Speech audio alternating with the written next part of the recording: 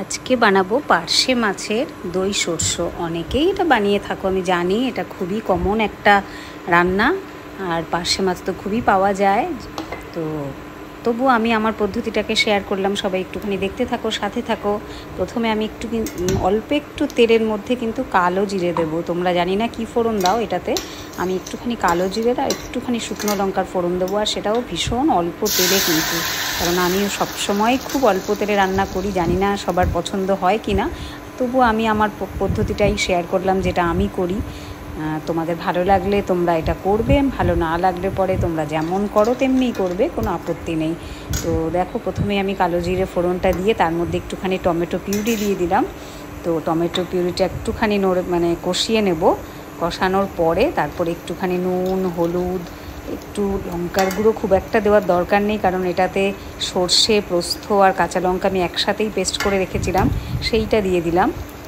তো এই সময় একটুখানি হালকাভাবে নাড়াচাড়া করে একটু কষিয়ে নেব। টমেটোটা আগেই ভালো করে কষিয়ে নিয়েছিলাম, তারপরে পোস্ত আর সর্ষে আর কাঁচা লঙ্কা বাটা যেটা একসাথে রেখেছিলাম, তার সঙ্গে আমি একটুখানি দইও মিশিয়ে নিয়েছি। তো সব কিছু একসাথেই মিশিয়ে আমি এটাকে একটু কষাতে থাকবো।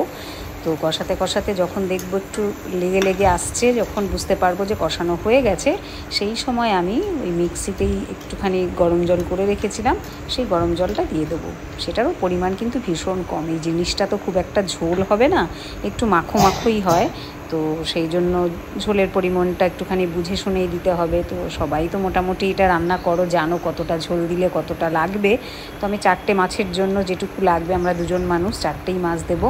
এখানে দেখো আমি চেন্নাইতে থাকি, তো পার্শে মাছটা কীরকম করে কেটেছে দেখো, পুরো মুন্ডুটা মানে মাথাটা একদম কেটে পুরো আলাদাই করে দিয়েছে। তো কিছু করার নেই, যেখানে যেরকম বাস, তো সেই মুন্ডু ছাড়া বা মাথা ছাড়া পার্শে মাছটাই আমি ইউজ করছি। দেখো, তো 4টে মাছ আমি দিয়ে দিলাম। দিয়ে দেওয়ার পরে একটুখানি ফুটতে দেবো, যাতে মাছের সঙ্গে মশলাটা একটু মিশে যায়, সেইভাবে একটুখানি ফুটতে দেবো। তাও খুবই অল্প সময়, মিনিট 5 মতন।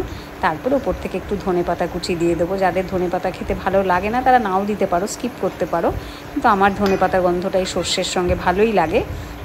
তো সেটা দিয়ে একটু নাড়াচাড়া করে নেব। তো হয়ে গেছে রেডি আমার মোটামুটি দই পার্শে বা সর্ষে দই যাই বলো, সেটা হয়ে গেছে রেডি। এবার আমি এটাকে তুলে নেব একটা পাত্রে বন্ধ করে। তো তোমাদের কেমন লাগলো ভিডিওটা একটুখানি কমেন্ট করে বলো। তোমরাও কি এইভাবেই রান্না করো, সেটাও আমাকে একটু কমেন্টে জানিও। আর যদি অন্যভাবে তোমরা তৈরি করো বা রান্না করো, সেটা কিন্তু আমাকে একটু কমেন্ট বক্সে জানিও যে দিদিভাই এরকমভাবে নয়, আমি এরকমভাবে করি। তো তোমাদের কাছ থেকে আমি সেটাও শিখে নেব। এবার আমার পার্শে মাছের দই সর্ষে একদম রেডি।